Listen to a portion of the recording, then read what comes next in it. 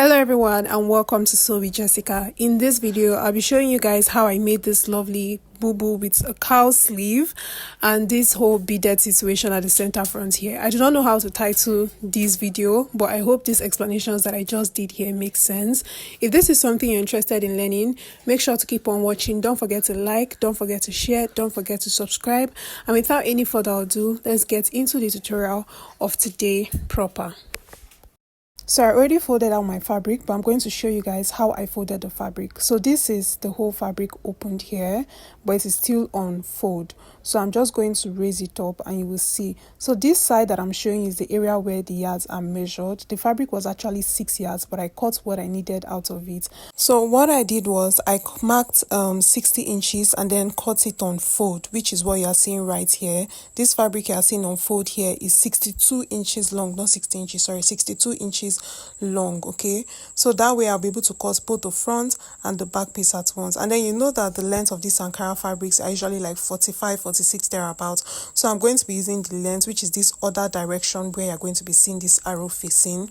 That is the side I'm going to be using for the width of the dress, which is like 46 inches. So for the width of the dress area now, I'm going to fold it up into two, just as you can see right here in this video. And so by the time I fold it into two, I'll be able to easily cut out the front and back piece at once. Right now the whole fabric is folded into four, so if I raise that top part, you will see that that top part is folded into two different folds. So right at the top part there, I'm going to place that on from the folded side of the fabric. I'm going to mark the neck width, of which we are using 3 inches, and then for the neck depth of the front piece, of the back piece, I'm going to use 2 inches. So I'll connect those 2 points together with a curve. That is the neckline of the back piece, and I'm going to zoom this closer so we can have a closer view of what it is. So for the front neckline, I'm marking downwards 6 inches. That is how deep the front neckline will be, and I'll connect a curve as well to meet the 3.5 inches we have at the neck width there. I'll place back my tape from that starting point, and I'm going to mark my shoulder measurement divided by 2. So my client's shoulder measurement divided by 2 is 8 inches. And after marking it, from that 8 inches, I'm going to mark the length of the sleeve. You can decide to use everything that you have along the fabric there, but I didn't use that. I used like 12 inches so that I can have sewing allowance. And so that is going to be the length of the sleeve. So everything I have along that shoulder area is around 22 inches there. So right at that point, I'm now going to determine the sleeve opening. So I marked from that point there, and I marked downwards 12 inches, which was perfect. And you can use 10, you can use even 8 inches. It's enough to accommodate your hand. And I'm going to just rule out a straight line there. That's going to be the opening of the sleeve. So where the opening of the sleeve stops, I'm going to mark inwards 2 inches, and I'll just do like a dash. I'll just connect that point there. Now I'll place my tape from the starting line, and I'm going to mark to the knee line, which is from your shoulder to your knee measurement, of which I am using 38 for my clients. You can use 40, you can even use above your knee or even below your knee. The main thing is we are trying to create a cowl sleeve. Like, we want the sleeve area to fall in such like a cowl way, and that's why we need this particular line here. So at that knee line there, I'm going to take my client's hip measurement divided by 4. After marking it, I marked 3 inches for ease, and then I'm going to add my 1 inch for sewing allowance, which is perfect. She can walk well with this measurement right here. So I'll bring other measurement that I have on that knee line to the full length. So I'm going to connect a straight line from the knee line to the full length or the base of the dress, just as seen. And then once I have that line sorted out, I'm going to start connecting this sleeve area. I'm going to create a curve, just as you can see, so it has that fall look. Just connect it as seen, and then make sure it curves nicely into the sleeve opening. Mind you, the sewing allowance is already being added, and this is everything. Now we can go ahead and cut this out.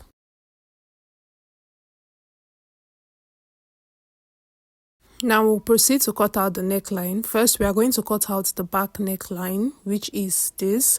And after cutting out the back neckline, we'll proceed to cut out the front neckline. But before then, we are going to open up the fabric, and we are going to separate the front piece from the back piece so that we can cut out the front neckline separately without having to cut the back neckline, because we've already cut out the back neckline. I hope my explanation makes sense. So after opening it up, this is what it looks like. And now we can cut out the front neckline just as seen. So just because I don't want to have the fabrics all over the floor, because you can tell this fabric is a lot and my workspace is not all that big, so I just folded everything down. I folded everything back down again, so we can go ahead to work on that center front area. So from the neck width that I have there, I'm going to create a slanted line. I'm just going to create it nice to meet that knee measurements that we have there. So this depends on how deep you want this to be. If you don't want it to get to your knee, just mark to the point where you want it to stop. So we are going to connect a slanted line just as seen in form of a V, and this is what it should look like. So if you want a bigger neckline, which I don't think is actually cool because it's going to be falling off your shoulder, you know what to do. Just make sure your neck width is bigger than 3.5 inches, and then you can do this stuff right here. So now I'm going to go ahead and I'll cut this part out. Make sure you're cutting on only the front piece.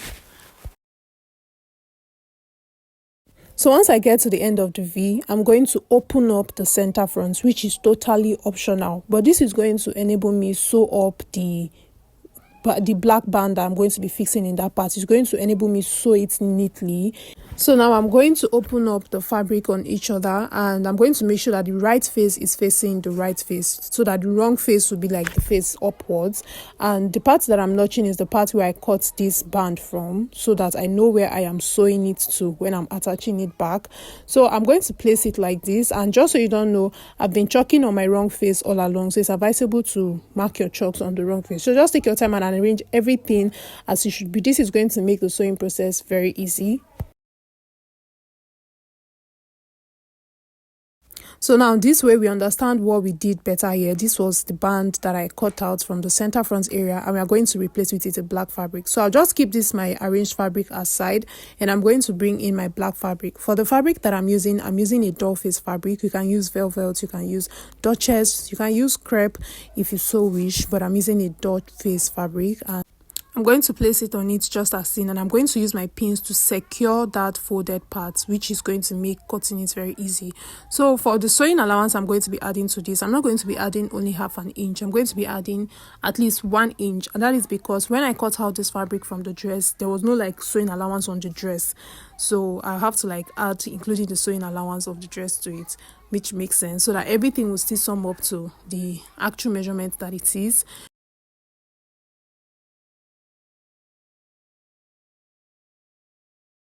So now I'm going to place it in that space that I have right here. Remember I said this is the wrong face of the fabric, so I'm going to still flip this over so that the band, this black band, is the wrong face that is facing up.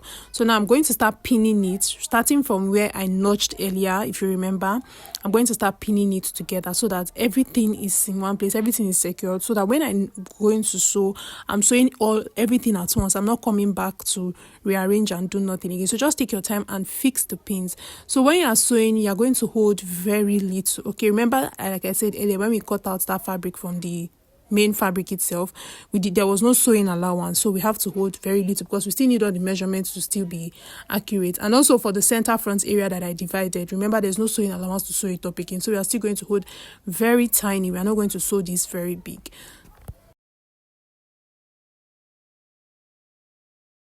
So guys, if you've watched to this point, please do well to hit the subscribe button if you have not subscribed yet. Don't forget to like, don't forget to share, and also don't forget to comment if you've learned something new in this video as well. So I needed us to see how neat this V that I added at the center front came out very well, and that's because of that opening I did at the center front, which I said earlier that it is optional. This particular step is very optional, which is adding a lining, but whenever I'm working with a high target or Hollandese or any quality Ankara fabric, I usually advise my clients to make use of lining. It gives your fabric a more richer quality, and so we are going to be using a lining for this. So I folded the lining the same way I folded the dress. The only thing is that this lining might just be like 60 inches long, not up to 62, at least 2 inches difference from the actual length. So I don't know, I feel it's a lot neater like that. After cutting out the lining, I opened up the main dress, and then I'm going to open up the lining on the good face of the dress. So we are going to turn the neckline first. So first of all, I use my pins to secure the neckline area, and after securing it, I'm going to trim off the lining so everything aligns properly, and then I'll go ahead to my sewing machine and sew all around this neckline, just as you can see. After sewing the neckline, I made little notches around it so that everything will relax properly. Now I'm going to flip the lining over, and you'll see that this way I have a nice and clean finished neckline. Now we are going to move over to the sleeve opening. I want to turn the sleeve opening too. So now that everything is placed like this, I'm going to pick from one of the sides of the sleeve opening, either side at all, and I'm going to start rolling it like this. I think this is the only way to turn your sleeve opening neat. This is like the only way.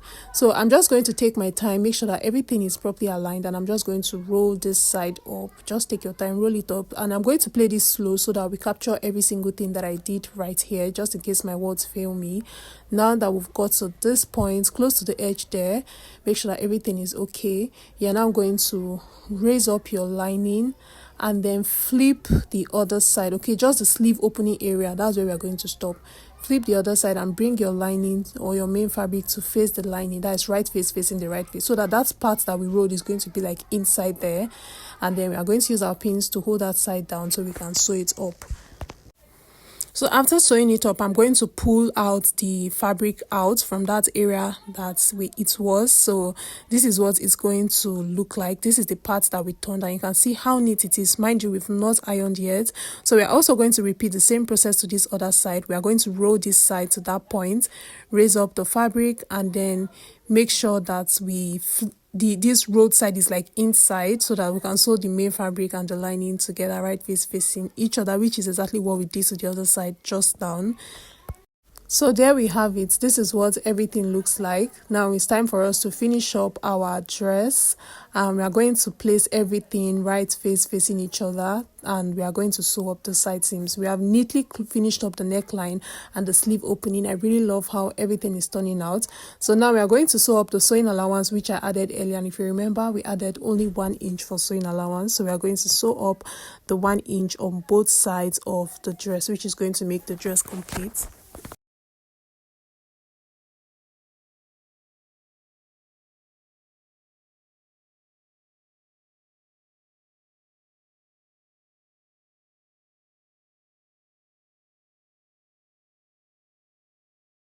So far so good. This is what we have right here. I don't know if I mentioned earlier, but this is like the easiest tutorial you will find on this dress. And yes, it's time for us to start fixing the bead, which is the moment of truth, the part that is going to take us so much time. You can use your fishing line or you can use your thread, but make sure to double or even triple your thread so it has a better hold, because the beads will be draped on this black piece that we have right here.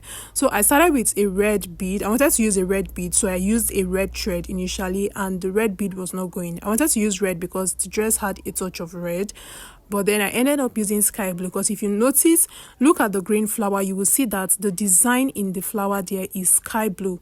So actually sky blue worked perfectly, even more than a green bead. Sky blue works perfectly. Sometimes when you're working with fabric, look for the color that is less to use as like a design color.